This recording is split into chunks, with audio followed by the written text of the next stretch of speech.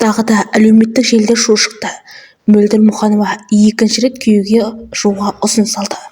Оның нақты дәлелі видеодан көріңіздер. Мен кішкене ұялатыным бар, қалай болар екен деп. Дәл қазір TikTok, Instagram, YouTube желісінде Мөлдір Мұқанованың жаңа күйеуі ма, или жаңа жігіті дейміз ба, болашақ жігіт ұсыныс білдірді. Болады, ел не айтады деген ойды дүниені тоқтата тұрып, өз арманыңды орындауға әрекет ету керек деп айтқым келеді.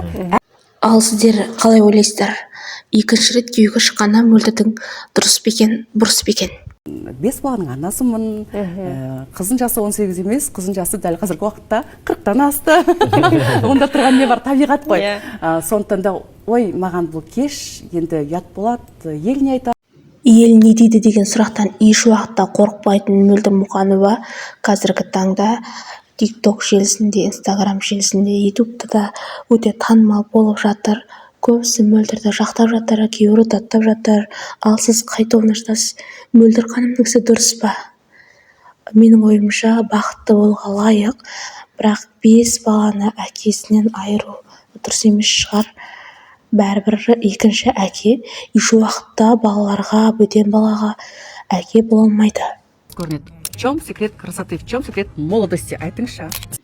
Тұрсынбектің тоқалы осы соңғы 5-ші ұлында дүниеге келгеннен бастап, ол тоқалымен өмір сүретінін жасырмай айтып шықты. Және осы ұл туғаннан кейін Мөлдірді тастап кеткенде мойындады. Енді Мөлдір ханымның осыншалықты өзінің отбасын жақсы көргені, күйеуін жақсы көргенін барлығын біздер күнделікті көріп дәлелдеп жүрміз. Ал мына жерде Мадина Садуқасова мен өзін ұқсаймын дейді, бірақ ренжімеңіз Мөлдір ханым, Мадина Садуқасова бөлек, сіз бөлек. Просто сіздердің бір ұқсастықтарыңыз өнер жолында болуы мүмкін.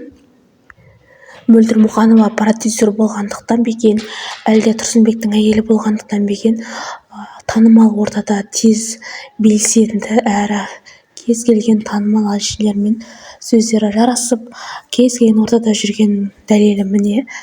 Еш уақытта күйеуін тастап кетті, немесе қайғырамын деп қайғырмады. Ол өзін көрсете білді. Жанымның қалауын осы арқылы ғана жасап отырсам, егерде елдің көңілінен шығып, менің орындаған дүнием халық өзі алып кетіп жатыр, қолпаштап қолдап жатыр. Сол үшін де алғыс білдіргім келеді.